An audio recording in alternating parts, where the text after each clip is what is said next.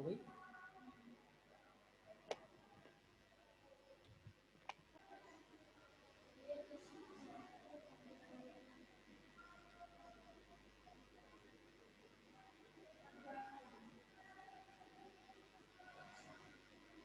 आपको पता होना चाहिए ये आपकी चौथी यूनिट चल रही है, एक यूनिट और बचेगी।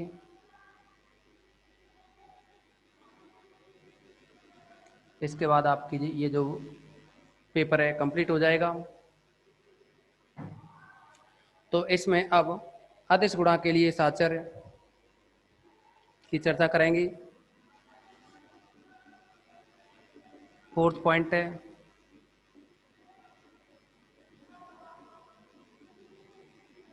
अदिश गुणा के लिए साचर्य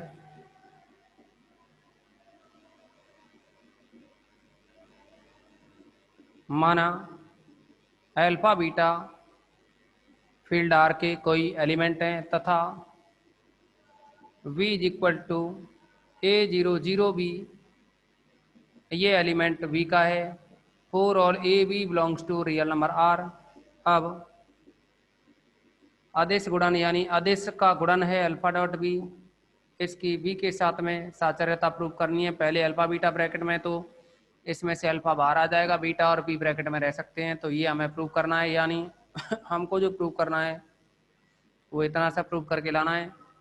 तो अल्फा डॉट बीटा और यहाँ जो बी की वैल्यू है वो है a00b, इसका आप ऑपरेशन करें तो यह बनेगा alpha dot beta A, alpha dot beta A और 0, फिर यहाँ करोगे तो 0 और ये बनेगा अल्फा डॉट बीटा और ये बी।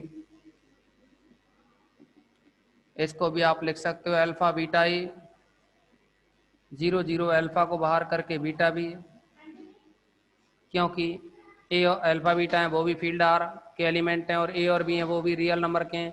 वैसे आप ये कह सकते हो जो फील्ड है ना आर वो एक सेट ऑफ रियल नंबर है, और यहाँ जो एलिमेंट है ए और बी वो भी रियल नंबर के एलिमेंट है। तो इसका मतलब रियल नंबर के जो एलिमेंट्स होते हैं वो तो एसोसिएटिव होते हैं, यानी उनमें साचर्य नियम का पालन होता है, इसीलिए हमने अल्फा को बाहर कर दिया।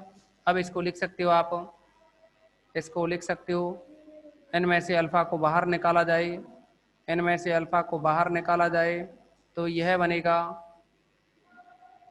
बीटा ए 0 0 बीटा बी, ये मैट्रिक्स बन जाएगी। अल्फा बाहर है, इसको भी देखा जाए तो इसमें से इस बीटा को बाहर निकाला जाए तो a00 भी बनेगा। तो इसको हम लिख सकते हैं अतः अल्फा बीटा बी, अतः alpha beta v is equal to, आप देखेंगे अल्फा बाहर है बीटा लेकिन अंदर है, ये अल्फा बाहर बीटा है वो ब्रैकेट के अंदर है, साथ में a00b को आप स्मॉल b लिख सकते हैं, तो इसको स्मॉल b डाल देंगे, इतना बन गया। तो इसका मतलब अदिश गुणन के लिए जो v है वो साचर्य की कंडीशन को सेटिस्फाई करता है। तो लिखा जा सकता है इसे अतः v में अदिश गुणा सहचारी है, अतः v में अदिश गुणन सहचारी है।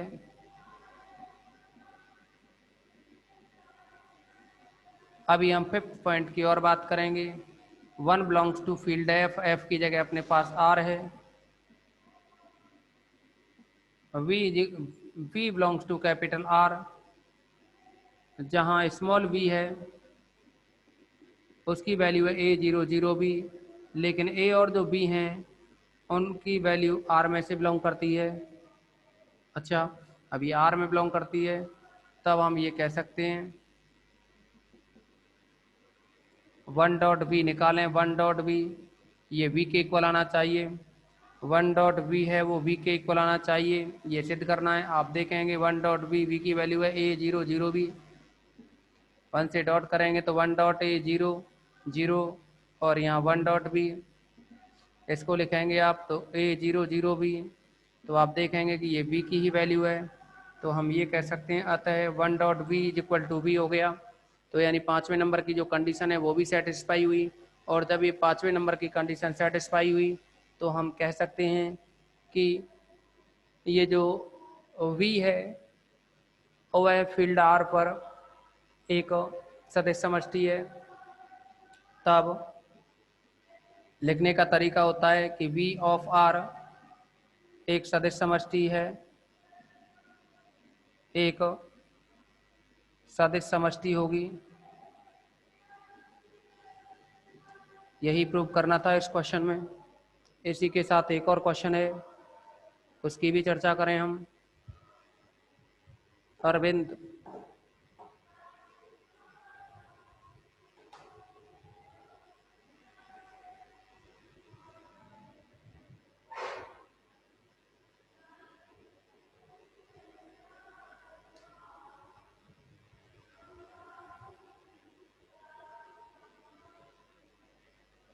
अब देखेंगे ये क्वेश्चन यहाँ कंप्लीट हुआ। इसी के साथ इसमें एक और क्वेश्चन है, सेकंड नंबर का एग्जाम्पल है, उसको समझोगे आप। जैसा कि आपको बताया था कि क्वेश्चन थोड़े लेंथी हैं, लेकिन ऐसा कोई कठिन नहीं है, सब सरल हैं।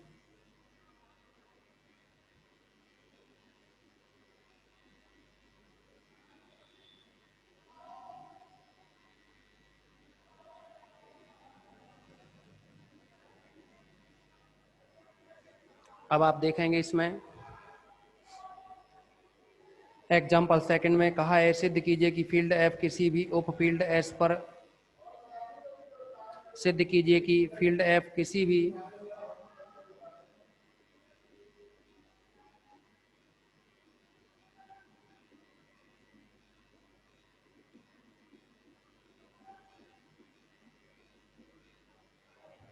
इसमें कहा है सिद्ध कीजिए कि फील्ड एफ किसी भी एफ के उप फील्ड एस पर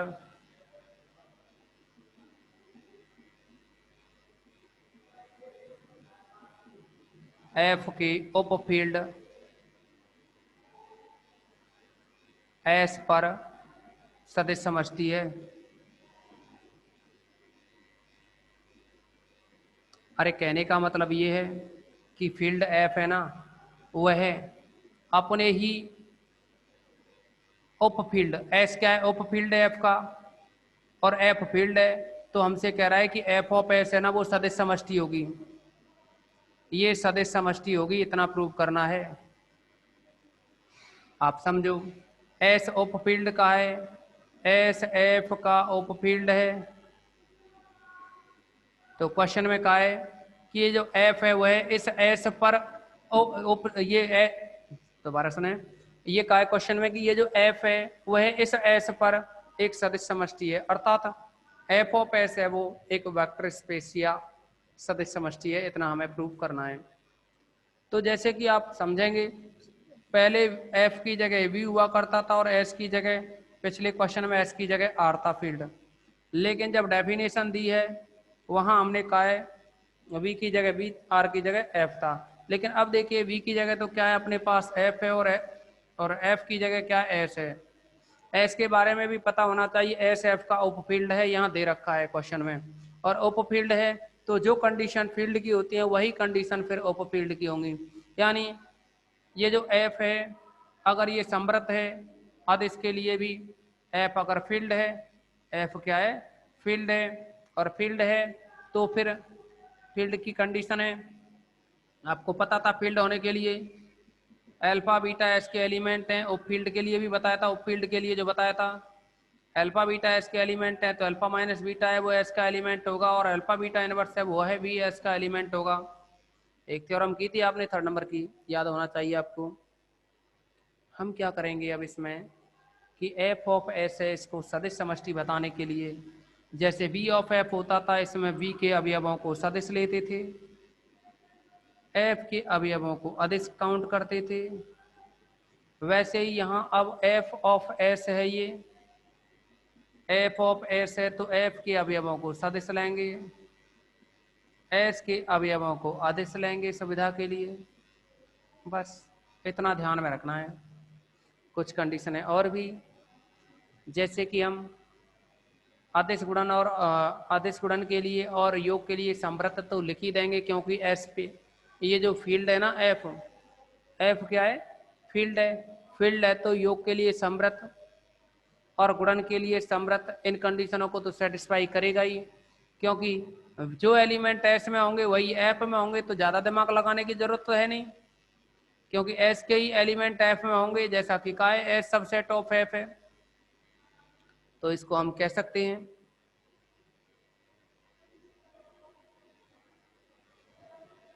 इसके बारे में आप कह सकते हैं कि माना, कोशिश करेंगे ये इसी समय कंप्लीट हो जाए, कोई पॉइंट ना रहे, अभी 14 मिनट हैं आपके। माना एफ प्लस डॉट एक क्षेत्र है तथा एस एफ का एक उपक्षेत्र है।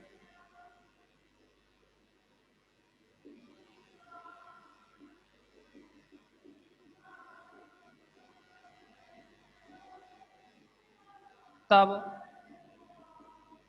एफ के अवयव सदिश मान लेते हैं ये सुविधा के लिए, वह एस के अवयव अदिश होंगे।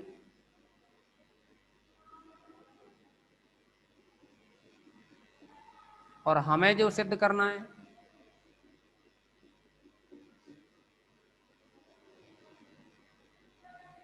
हमें सिद्ध करना है कि V ऑफ F एक सदिश समष्टि है।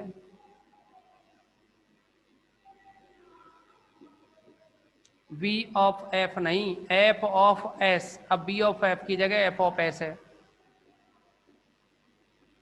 सदिश समष्टि है। इतना सिद्ध करना है। सबसे पहले योग और गुणन के लिए समृद्धता की चर्चा करें, तो हम ये कह सकते हैं कि S सबसेट ऑफ F है, यानी S F का उपफील्ड है। तो फिर F जो है, यानी F के अंदर जो गुणन संक्रिया होगी वही S के अंदर होगी, इसके बारे में कह सकते हैं। और F के अंदर जो योग संक्रिया वही S के अंदर होगी, क्योंकि S सबसेट ऑफ F तथा F क्षेत्र है। तब F की संक्रिया, F की योग व गुणन संक्रिया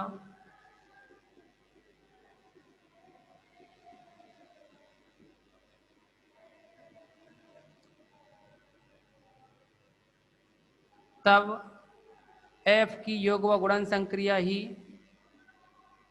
S में होंगी, ऐसा हमने आपको बताया था स्टार्टिंग में। और F की ही संक्रिया S में होंगी, तो हम ये कह सकते हैं कि जो S है, यहाँ जो S है और जो F है, उसके लिए अर्थात अदिश गुणन के लिए जो संक्रिया है वह एग्जिस्ट करेगी।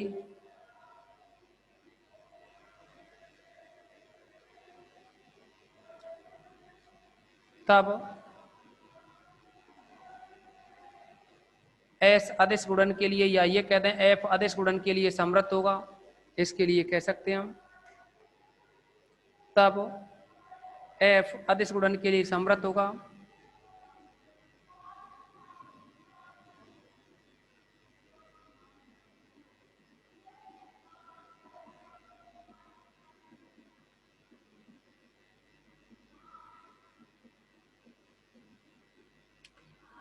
योग के लिए भी होगा,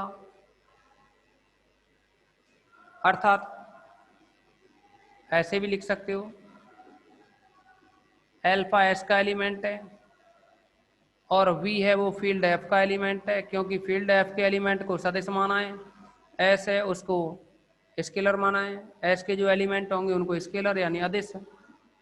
तो फिर जो अल्फा इंटू V होगा वो फील्ड F में होगा। तो ये तो गया समृद्ध।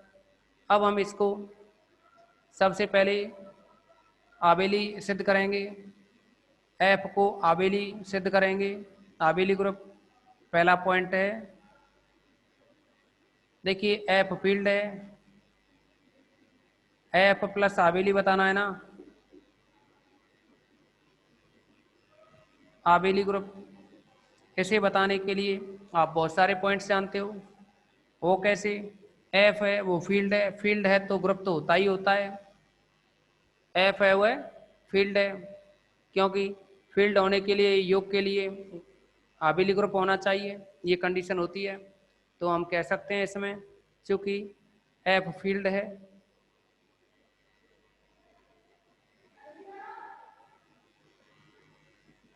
चूंकि एफ प्लस डॉट एक फील्ड है, तब यह योग के लिए एक आबेली ग्रुप होगा। ज्यादा कुछ लिखने की जरूरत नहीं है। अभी पहला पॉइंट हुआ आपका। फिर यहां हम अदिश गुणन के लिए बंटनता की चर्चा करेंगे।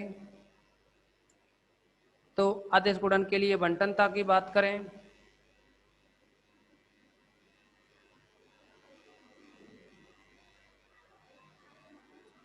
अदिश गुणन के लिए बंटनता, ये सेकंड पॉइंट है।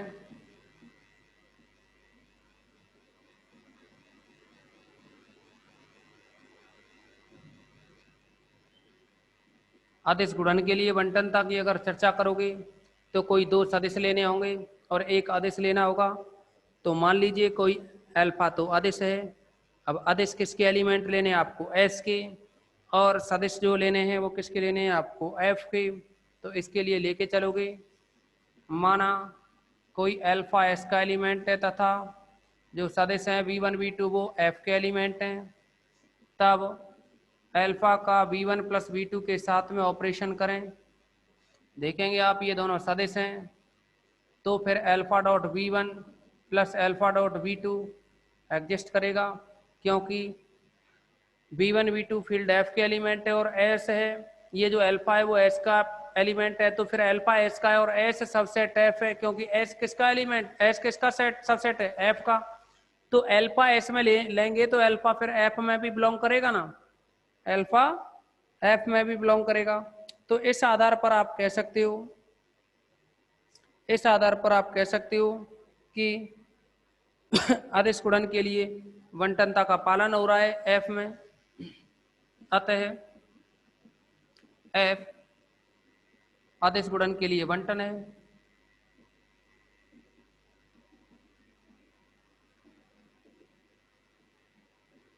अभी अदिश गुणन के लिए बंटनता की बात की।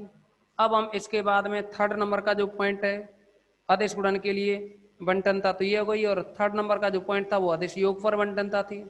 अदिश योग पर बंटनता की बात करें हम, थर्ड नंबर का जो पॉइंट है अदिश योग पर बंटनता। और अदिश योग पर बंटनता बताएं तो इसमें कोई भी दो अदिश लेने होंगे। मान लो अल्फा बीटा क्या है, एस के कोई भी दो एलिमेंट हैं और एक वी फील्ड एफ का एलिमेंट है। तब alpha plus beta dot v करेंगे तो ये alpha dot v plus beta dot v बनेगा। तो हम कह सकते हैं अतः एफ अदिश योग, एफ में अदिश योग पर बंटनता है।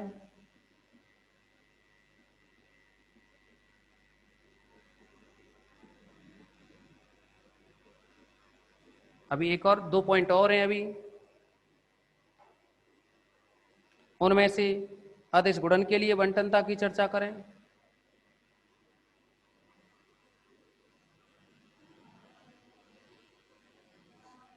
अदिश गुणन के लिए बंटनता, फोर्थ नंबर का पॉइंट।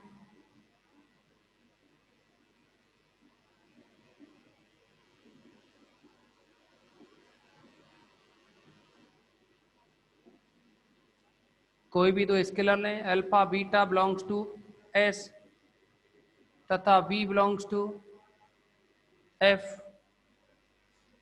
तब alpha dot beta dot v, इसको अल्फा को बाहर लिख करके बीटा डॉट वी लिख सकते हैं। अतः एफ अदिश गुणन के लिए बंटन है।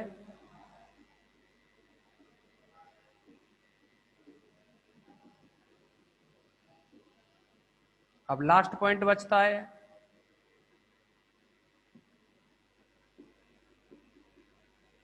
क्योंकि 1 dot v is equal to v आता है,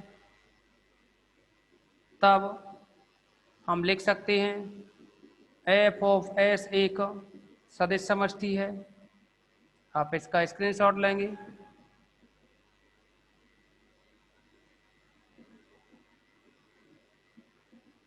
इसका स्क्रीनशॉट लें। आज की क्लास में बस इतना ही रखेंगे और आप इसके जो भी और क्वेश्चंस होंगे उनको सॉल्व करेंगे।